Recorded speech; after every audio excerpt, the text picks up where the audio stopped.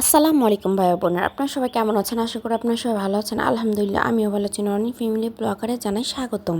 তো এইদিকে আমি এতটাই ব্যস্ত যে আর ঈদের ব্লগগুলি দেওয়া হচ্ছে না। তো এই সামনে কিন্তু সুন্দর সুন্দর ব্লগ আসতেছে, আর তাই আপনাদের একটু অপেক্ষা করতে হচ্ছে। এতটাই ব্যস্ত হয়ে পড়েছি যে মোবাইলটা হাত দিয়ে ধরবো ওই সময়টাও পাচ্ছিলাম না। তো ঈদের দিনে সকাল থেকে কিন্তু ব্লগটা শুরু করলাম।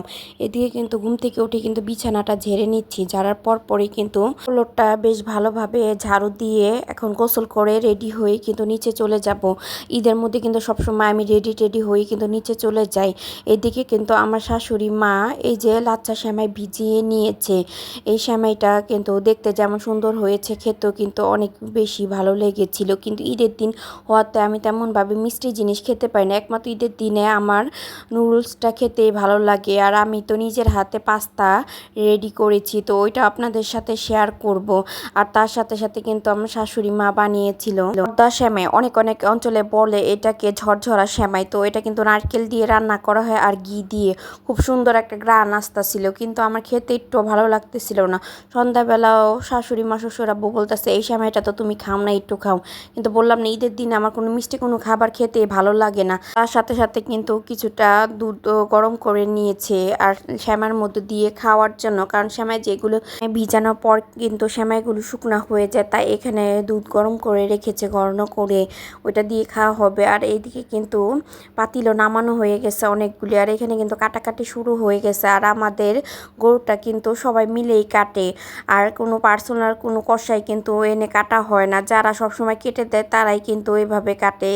এগুলি কিন্তু চাচা দাদা এইসবই আমাদের লাগে। তো এখানে কিন্তু আমাদের গরু কাটা প্রায় হয়ে আসছে, মাত্র বাজে 12টার মতো। তো এর মধ্যে কিন্তু আমাদের কাটাকাটিটা হয়ে গেছে গরু কাটা দিকে। সবাই কিন্তু চা খাবে তাই চাও বানিয়ে নিচ্ছে, আর তার সাথে সাথে কিন্তু একটু পাস্তা খেয়ে নিচ্ছি। এই পাস্তাটা কিন্তু অনেক বেশি মজা হয়েছিল। বাসার সবাই কিন্তু আমার হাতে এই পাস্তাটা অনেক বেশি পছন্দ করে। যতটা না সেমাই না খায় সে কিন্তু পাস্তাটা ঠিকই খায়।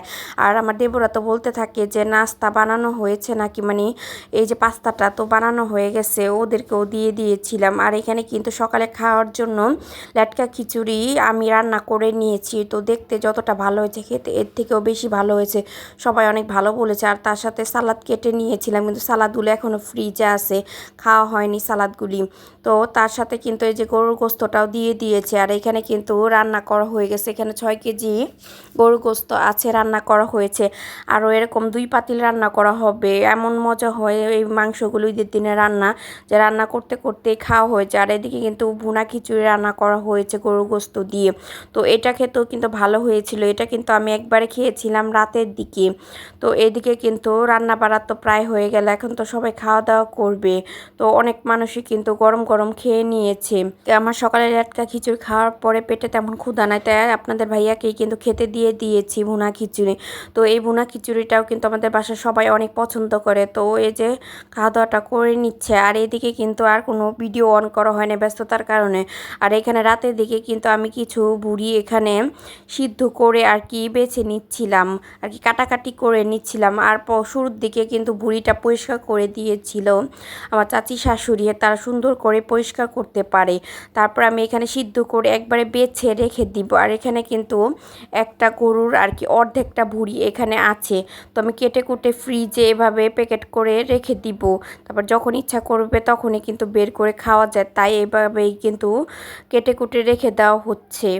তো তো গরুর লগে দিয়া দিছি, তুই ভাইরাল খা, তোর তো খাওয়া শেষ, খা। আর খাইলি না এত, দেখছো পাতিলা সহ আইনা দিছে ওরে বলে দেই না।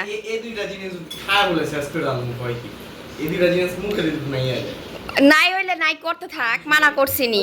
হ পাকাইতেছি, দিমনি পাকাইলে আমি ডাক দিমনি। না পাকে ব্লগ শুরু করে দিয়েছি। ওই তখন সামনে দিয়া লইছি না, খালি মুখে কি বহায় রাখছি।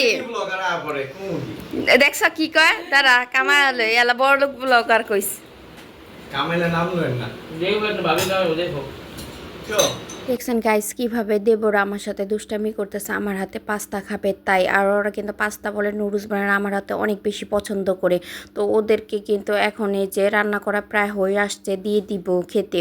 তো ভিডিওটা এ পর্যন্ত, ভালো লাগে সাবস্ক্রাইব করুন। আল্লাহ হাফেজ।